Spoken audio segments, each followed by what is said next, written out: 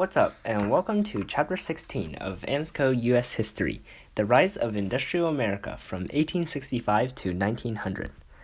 As always, please make sure to subscribe, like, comment, and share with your friends. Thanks so much for helping support this channel. First up, we have the significance of railroads. So railroads was really a big deal in this time period because they were the nation's first big business. So after the Civil War, railroad mileage increased exponentially, and this encouraged other development in the market of America, such as mass production, mass consumption, and also economic specialization. These resources used in railroad building also promoted the growth of other industries, especially coal and steel, which were used to make the tracks for the railroads, and also to power the rail cars. Also, these railroads affected routines of daily life, so time zones were created soon after to regulate standard time for all Americans. But probably the most important innovation was the creation of the modern stockholder corporation. So the modern company, like the New York Stock Exchange, all these things were able to form as a development of these complex structures in finance, business management, and the regulation of competition. It's actually during the Civil War that Congress decided to authorize land grants and loans to build the first Transcontinental Railroad. So there were two new companies that built it, and it was primarily the Union Pacific. So they started over here in Omaha, Nebraska. Nebraska is around here. And then there was also the Central Pacific that started in Sacramento, California, so over on the West Coast. And together they started building toward each other. Eventually they ended in Promontory Point, Utah, where a golden spike was ceremonially driven into the rail tie, marking the linking of the Atlantic and the Pacific states. Later, the spike was actually taken back to California, but that's a different story. So that happened on May 10th, 1869. So this was a big deal because for the Central Pacific, there were so many new workers on here, including 6,000 Chinese immigrants and many Irish people as well. And these people all had the great risks of laying track and blasting tunnels, but more importantly, it shows how immigrants have always been the foundation of America and helped build a lot of America. So by 1883, there were a couple other transcontinental railroads that basically linked the East and West. There was even a southern route from Los Angeles to New Orleans and a northern route from Minnesota to Washington.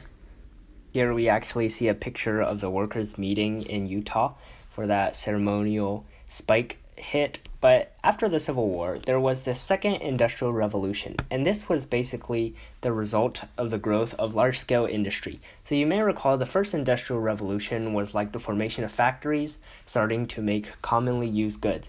But now the Second Industrial Revolution took these factories and produced greater amounts and greater stuff, such as steel, petroleum, and electric power, which really was not produced on a large scale before. And also, sometimes these new factories produced other industrial machinery to produce other goods. So it was like the circulating economic machine for industry. So the Second Industrial Revolution was really powered by a few great leaders, and one of these was Anarew Carnegie.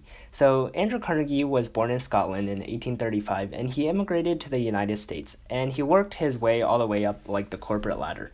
So he was a poverty, but eventually became a superintendent of a Pennsylvania railroad.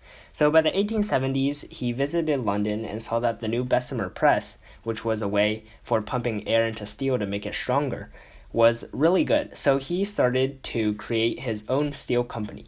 And soon he outdistanced his competitors because he had good salesmanship and he was using the latest technology.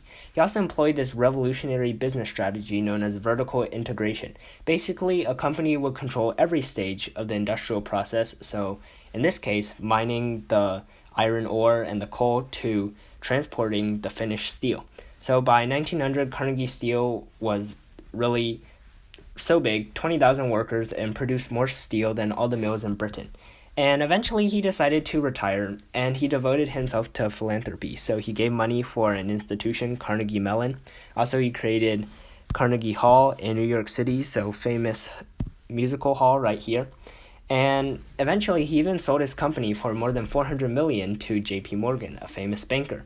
And this new corporation, U.S. Steel, shown here, went on to become the first billion-dollar company and also the largest enterprise in the world. And basically, it controlled 3/5 of the nation's steel business.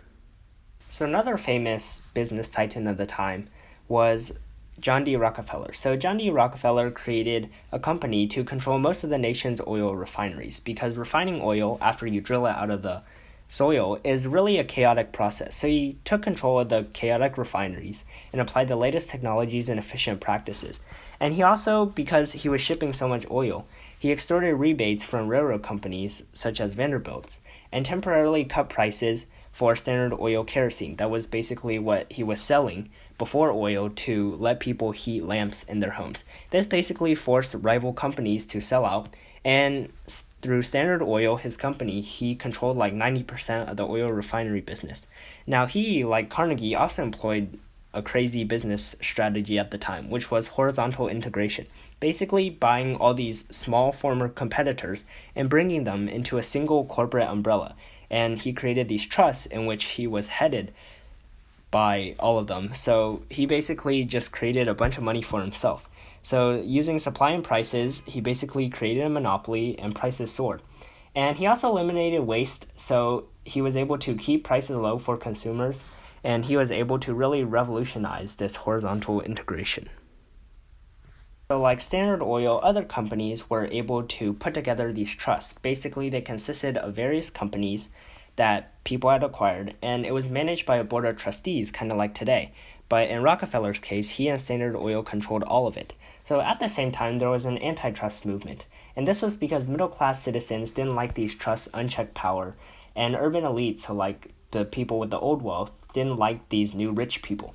So basically, there were many problems in the state level. So reformers finally went to Congress to pass the Sherman Antitrust Act in 1890.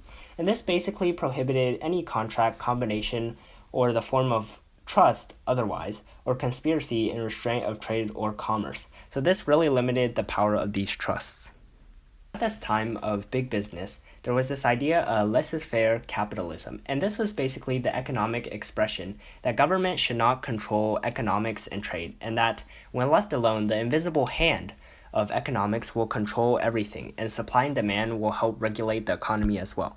So this was really the idea of Adam Smith, who wrote The Wealth of Nations in 1776, also a big deal.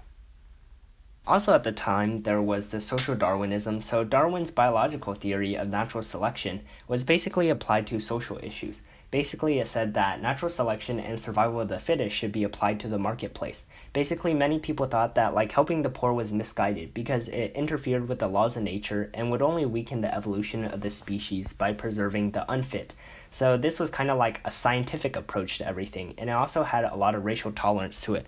Mostly, though, it showed that the top leaders were supported by these white-collar workers who would support them, and on the bottom would be the poor workers who would have to support everybody else.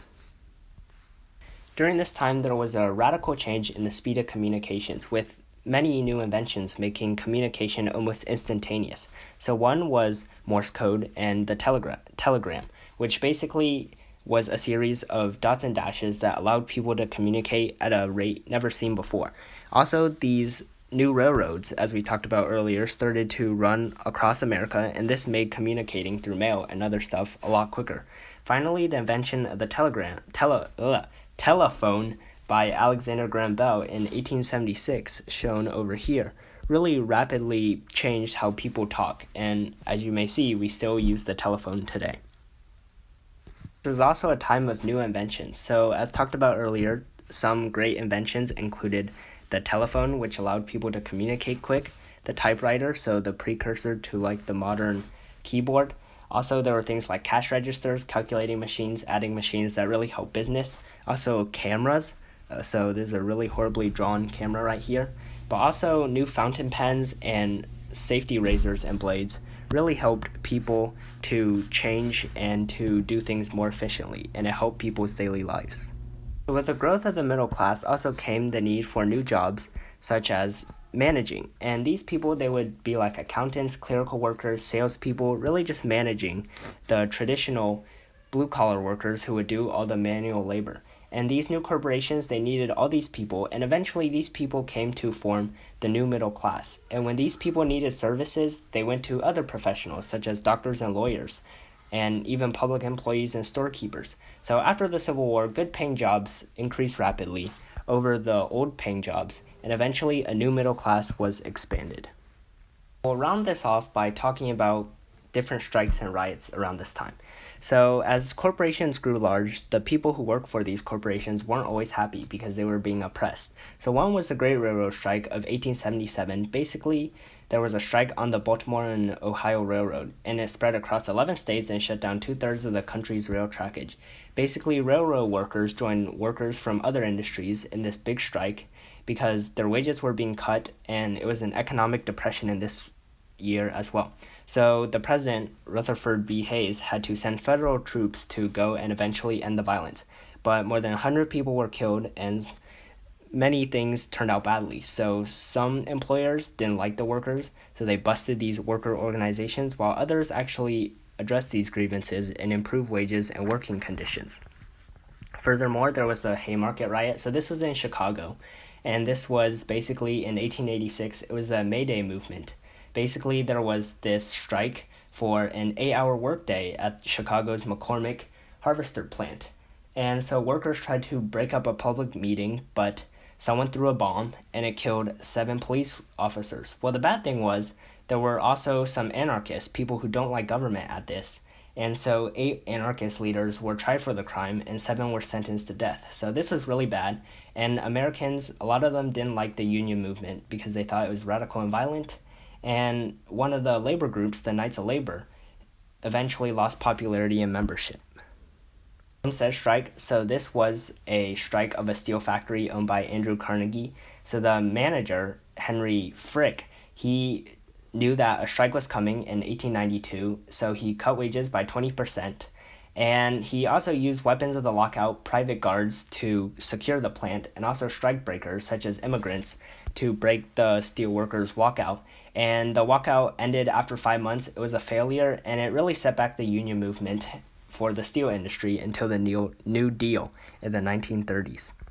And finally was the Pullman strike. This was about George Pullman's company near Chicago. So Chicago was definitely the hotbed of these movements at the time. So Pullman manufactured famous railroad cars at the time, and basically they were railroad sleeping cars, so they were a big deal, traveling all across the country.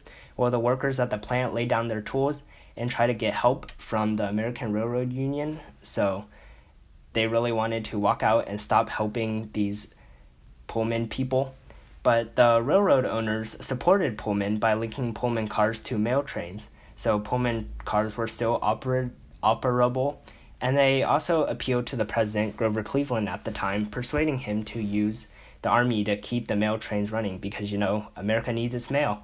Also, there was an injunction to forbid interference with the operation of the mail and ordering railroad workers to abandon the boycott and strike. So this failed to really do anything for these strikers, and eventually Debs and other union leaders, they were jailed for trying to strike. And it basically showed that Supreme Court, when they approved the use of court injunctions against strikes, gave employers a very powerful weapon to break unions. So it was really limiting the union movement, and eventually these problems would really amount to American workers having problems. And by 1900, a mere only 3% belonged to unions. Management usually held the upper hand in labor disputes, and government usually helped these businesses. And it was just hard for people to get what they wanted, and they needed a better balance between the demands of employers and employees. And this would go on to the 1900s as well. So this has been Chapter 16, AMSCO U.S. History, all about the rise of industrial America. Thanks so much for watching, and hope to see you in the next one when we continue the story of America.